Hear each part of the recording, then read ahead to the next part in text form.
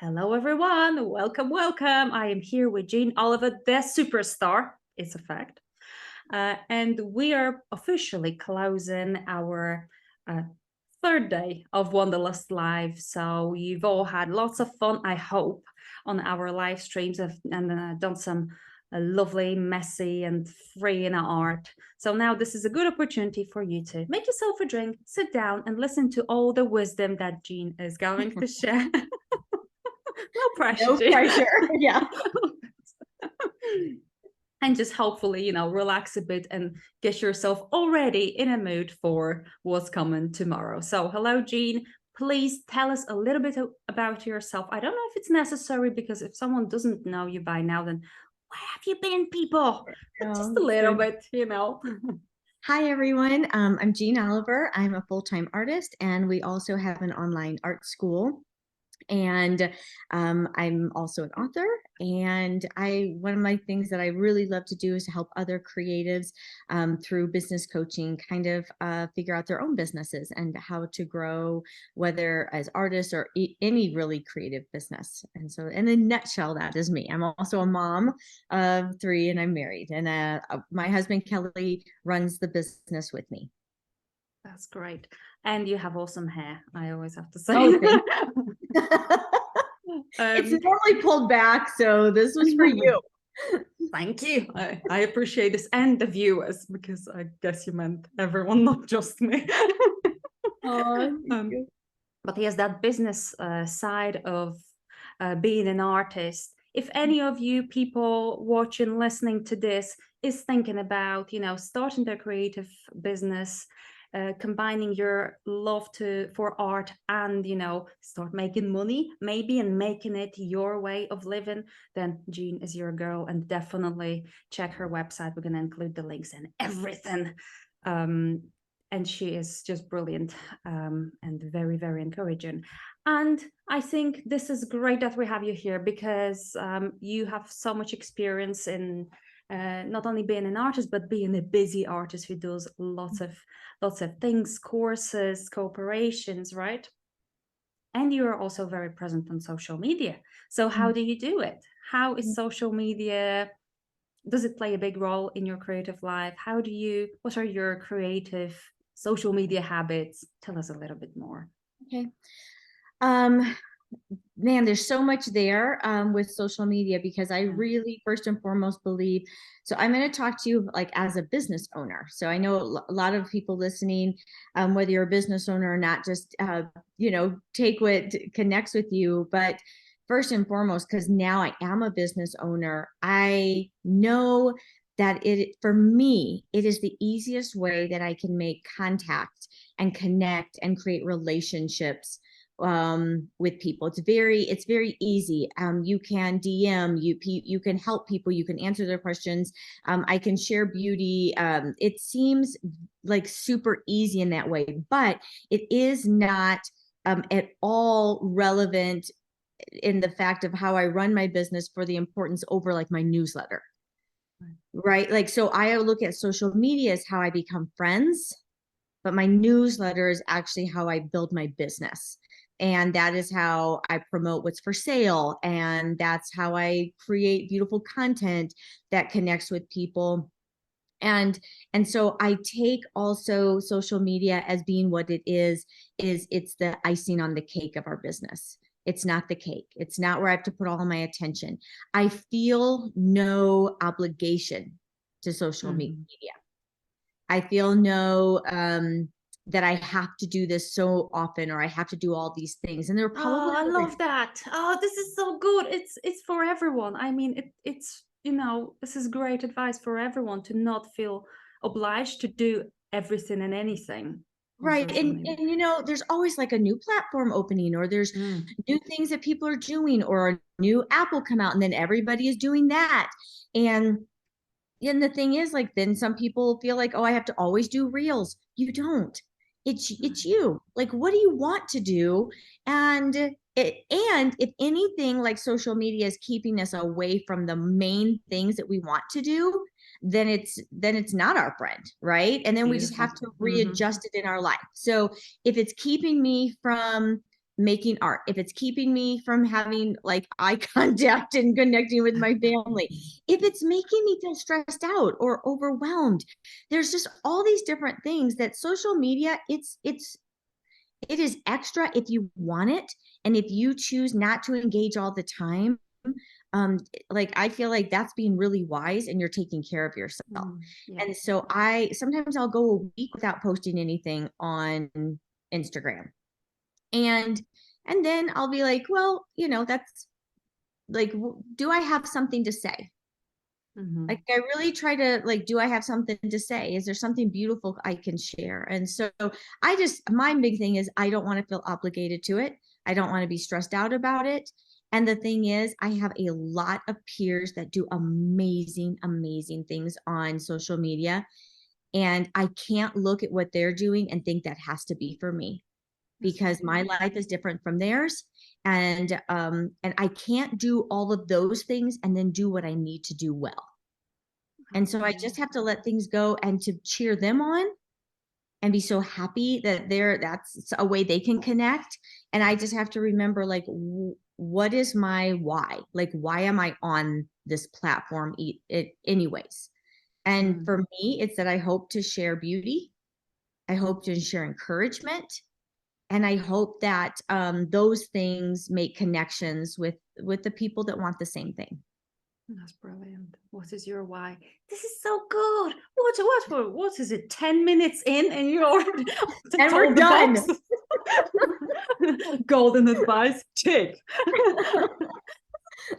But I couldn't agree more, though it is difficult. I mean, still, at least to me, it is difficult because I try and limit myself from going to Instagram completely. Sometimes it's weeks when I don't open the app, because when I go, I feel all this amazingness that is happening there, and I'm thinking, oh, am I missing out on this whole buzz of creativity and this group of creative people that doing their stuff, they collaborate, they share. Why am I not involved in this, and that causes me to, definitely makes me kind of overwhelmed and stressed, which is silly because it's not supposed to be like this, right? But I think it does for lots of people, because you think, I don't even know if it's feeling like you're missing out. I'm not providing what I'm supposed to be providing sometimes. And the thing is, it's kind of like what I talked about in the other talk that I shared, some of my rituals. We're not consumers. We were not created to be consumers, that we just take things in. And I think sometimes that's how social media can feel, at least for me, when I'm overwhelmed, right? Like, we all do different things when we get overwhelmed. And when I get overwhelmed, I kind of want my brain to go on autopilot, right? And there's a million things I can do. But if I'm really overwhelmed, one of the things I can catch myself doing is just scrolling. Yeah. Like, it's just mindless, numbing, like it's and like 30 minutes can go by and you don't even know what you did. Now, do our brains need breaks? Yes. But that's actually not a break for my brain. Nope. It's not. I'm a creative person, and that's not a break for my brain. A break for my brain would be fresh air.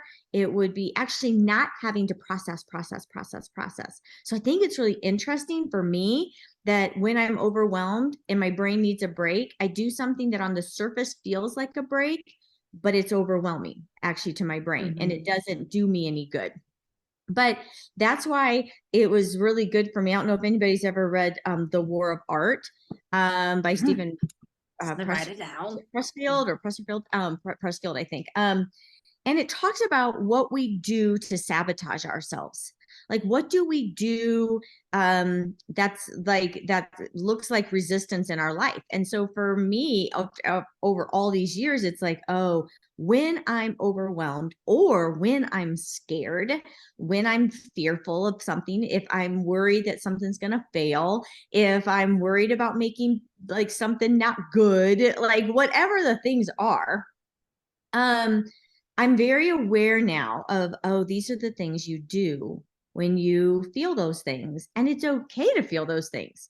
But the big thing is to not get caught in the trap of it, and to be like, oh, I'm really actually probably freaking out about this. And so I'm doing this. That's fine. And I'm gonna not give more time to that. I've been wasting too much time on my phone. I'm actually gonna put my phone in the house and I'm gonna come out to the studio. Or like whatever it is. It's like, what do we do when we're overwhelmed? So And what do you do? What do you do to like right. properly give yourself a break? Oh, what do I do? Oh, yeah. Mm. Like the best thing that I could do is to come out to my studio. There's multiple things. Come out to my studio, put on music, like, and I don't even care what I do. Like no phone and just organize and within, I mean, I can literally lift my anything I'm going through or lift my mood or my mindset or anything by just coming into this space and turning on music and just like organizing anything, right? It doesn't have to be, sometimes you don't feel like making. Sometimes you're so overwhelmed in that aspect. But when I start with the tinkering and then maybe organizing more specifically, and then maybe like I'll make some marks or, and sometimes I don't, but it gives my brain actually time to unwind. A walk is always really good for me to go out and take a walk, to be out in nature. And I even like have if you don't like, we were going to talk about, I don't know if we're going to talk about art journaling, but I was going to show something. So this is kind of like a small picnic basket or like bag. Okay. And I was going to show you that I have in it like the easiest of art supplies, because when I'm overwhelmed or when it's been a long day, I'm not going to do much with if I have a lot of stuff. And so what I've been doing at night is that I have like my journal, and inside this basket, and I'll show you guys what it is. I don't know why I have so many, but these are just like water pens. It's like I don't want to run out of water pens. So like I'm just like the water brushes, right? Yeah. That's all they are. They're just water brushes that have like water in them. So easy to use, always there. Always and ready. I carry it. I literally will take it out to the studio, and maybe I'll go out into like be out here and do something. But I find that I'm doing it the most at night at bedtime. Like maybe we'll be watching something. Maybe Kelly needs to finish up something and I'll just be ready for bed, but I will be doing this. And so I have just like super, like here's one of like my like the watercolor sets we sell. And so I have it in like this. Let's see if I can open this one. So nice. I just have these colors. Oh, they look so pretty. I know. Feeling instantly inspired. Watercolors are so beautiful. And then I just have this last one. So I don't even need this many, but I just have these different colors. They're in this basket. I have, first I'll show you what I do. I take,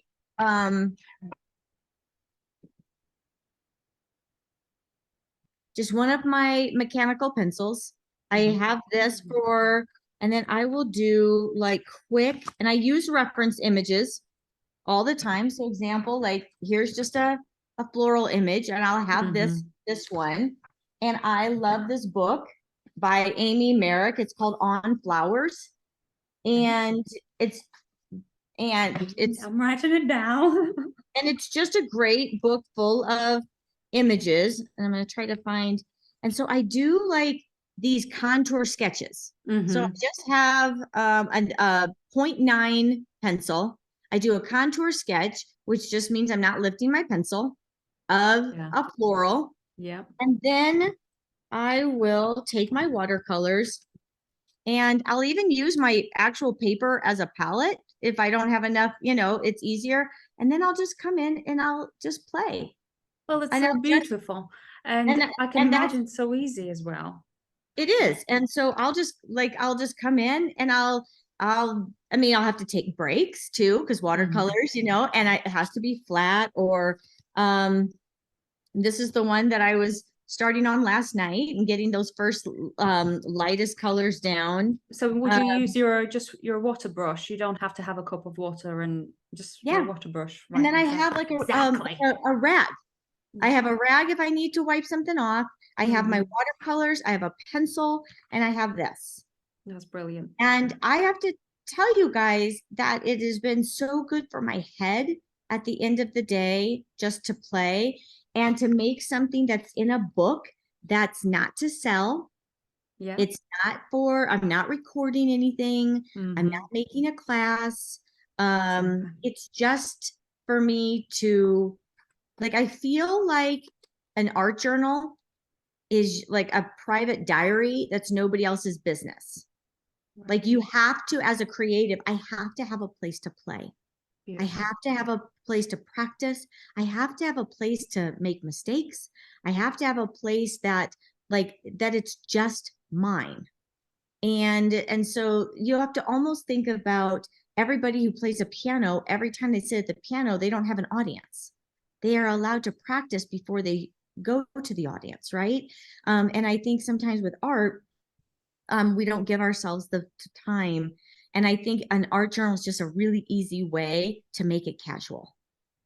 Right. And I think contour sketching makes it even more casual, right? Yes, Because it's because you have to let go of that control, right? right, right. So I'm just doing a quick sketch, literally in a very short amount of time, Mhm. with a, like, with a bigger pencil, and then I have really simple tools that I can close up really fast, and then I put them back into my granny basket over here that I'm just like bringing around with me all over the place. But it's really good for my head. It's Mm. really good for my heart, and it's really good to unwind, and it makes me happy. And so, Better than like, so scrolling. this, yeah, better than scrolling. Better So than at the end of the night, I could be doing that, right? Mhm. Or I can do something else that actually does help my brain unwind, and it actually does what I need it to do, which is to decompress all the time. So it's just so funny that I do choose sometimes when I'm overwhelmed to go to my phone when it doesn't do what I need in the Yeah. first place. Mm. That's brilliant. So people listening and watching, you need your own granny Jeanne Oliver basket. And That's it right. doesn't have to be watercolors, right? Because maybe someone's got a watercolor kind of phobia. It could be another supply that's simple to use, something easy like even markers, or watercolor markers, brush pens, right? Anything that Anything. doesn't need anything extra, like acrylics. You need a palette, you need a jar of water, you need those Right. paint brushes, you need to protect your clothing probably. Yeah, and I'm Well, doing this in bed, or you're doing it on the couch, or you know what I mean? So how simple can you do it? And honestly, I'm not a watercolor artist, and I think that's why I like them, mm, because it lets me play, and I don't know all the rules. I mean, I know I need to go from lightest to darkest, right? Like, I know, like, that's about, I mean, it allows me, I'm not supposed to be perfect at it. right. Um, That's really good. I think that mindset of a student or a beginner is mhm. really helpful when we need to let go of some perfectionism, and we need to let go a little bit of, our need to have great results. So that's really good advice, I think, to use a supply that we're maybe not that familiar with or not super good at. So thank Well, you very and I much. well, and I think too, I think when you don't feel like, oh, because like for me, I'm like, oh, I'm not a watercolor artist. That's not what I do. It allows me to do things in a way that feels different than what other people do. And I'm going to show you what I mean by that. Like, when I look at what other people make with watercolors, um, so I'll see if I can show this to you. So Mm. my contour sketch, it gives lots of shapes. Mm. So for me, the first thing I saw when I was like coming in and wanting to paint this is I started taking each one of those shapes and painting them in different variations of green. I wasn't trying to like, I was using the shapes to be a part of everything. And so, and I Mm. actually loved how it came out. That's brilliant. And so I think sometimes when you have voices in your head saying this is the right way or the wrong way to do Mm. something, that can keep us from doing it. And and I like, because I don't have any rules telling me what to do. I just did what felt natural to do. And then I really liked it. And so That's awesome. That's awesome. So we Mhm. can all try. We can all have that basket.